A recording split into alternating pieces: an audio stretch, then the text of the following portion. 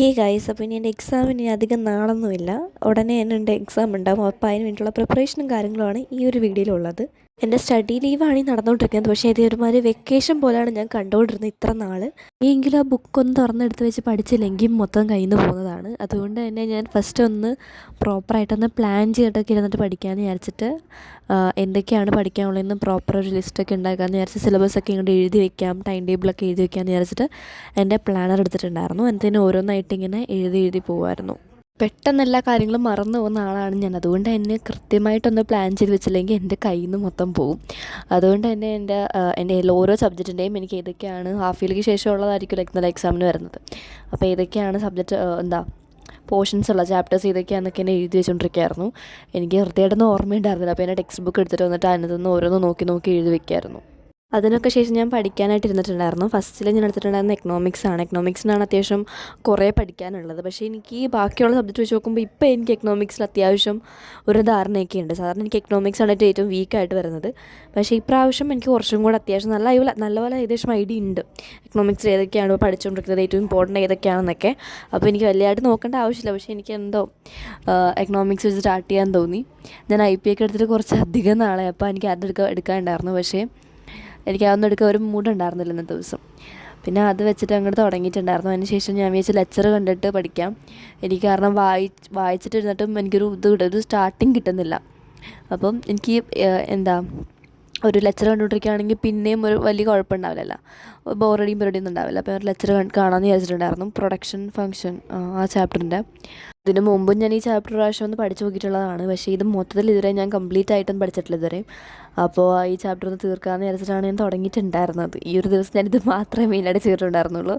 എനിക്ക് പഠിക്കാനിരിക്കാൻ തന്നെ ഭയങ്കര മടിയാണ്. എന്നെ തന്നെ എങ്ങനെയൊക്കെയോ പുഷ് ചെയ്തിട്ടാണ് വന്നിരുന്നത്.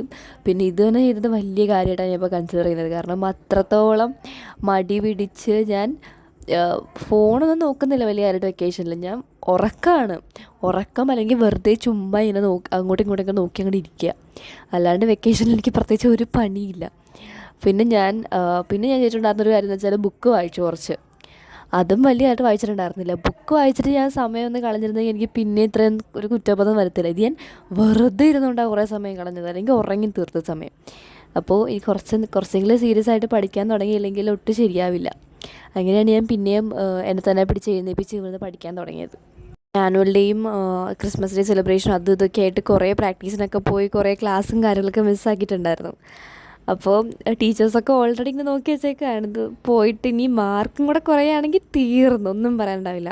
ഹാഫ് ഇയറിയുടെ സമയത്തെങ്ങാണ്ട് ഞാൻ എന്തോ ഒരു പ്രോഗ്രാമിനൊക്കെ പോയിട്ട് ഇതുപോലെ പ്രാക്ടീസിനൊക്കെ പോയിട്ട് എൻ്റെ ക്ലാസ് കുറച്ച് മിസ്സായിട്ടുണ്ടായിരുന്നു. പക്ഷേ മാർക്ക് അത്യാവശ്യം വന്നതുകൊണ്ട് തന്നെ ടീച്ചേഴ്സ് ഒന്നും പറഞ്ഞിട്ടുണ്ടായിരുന്നില്ല. അപ്പോൾ നമ്മൾ ടീച്ചേഴ്സിന് മുമ്പിൽ നല്ല കൊച്ചിനൊരു ഇമേജിൽ നിൽക്കുകയാണ്. അതിനൊക്കെ പോയിട്ട് മാർക്ക് മേടിച്ചല്ലോ എന്നുള്ള ആ ഒരു ഇതിൽ നിൽക്കുകയാണ്. അപ്പോൾ ഈ പ്രാവശ്യം കുറേ ക്ലാസ് മിസ്സായിട്ടുണ്ട്. അപ്പോൾ അതിനുശേഷം മാർക്കും കൂടെ കുറയുകയാണെങ്കിൽ പിന്നെ തീർന്ന് ടീച്ചേഴ്സിൻ്റെ ഭാഗത്തുള്ള സപ്പോർട്ട് അങ്ങോട്ട് പോകും. അപ്പോൾ നമ്മളതിന് വിട്ടു കൊടുക്കാൻ പാടില്ല. അതുകൊണ്ട് തന്നെ കുത്തിയിരുന്ന് പഠിക്കുകയാണ്. ആ ഒരു കാര്യം കൂടെ കൊണ്ടാണ് ഞാൻ മെയിനായിട്ട് പഠിക്കാനിരുന്നത് തന്നെ. ടൈമറൊക്കെ എടുത്ത് വെച്ചേക്കുന്നത് എന്താണെന്ന് വെച്ചാൽ അതെങ്കിലും കണ്ടിട്ട് ഞാനൊന്ന് പഠിക്കട്ടെ എന്ന് വിചാരിച്ചിട്ടാണ്. കാരണം അത്രത്തോളം മടിച്ചായി മാറിയിട്ടുണ്ടായിരുന്നു ഞാൻ. പിന്നെ എനിക്ക് പിറ്റേ ദിവസം, അത് കഴിഞ്ഞിട്ടുള്ള ദിവസം കുറച്ചും കൂടെ പഠിക്കാം.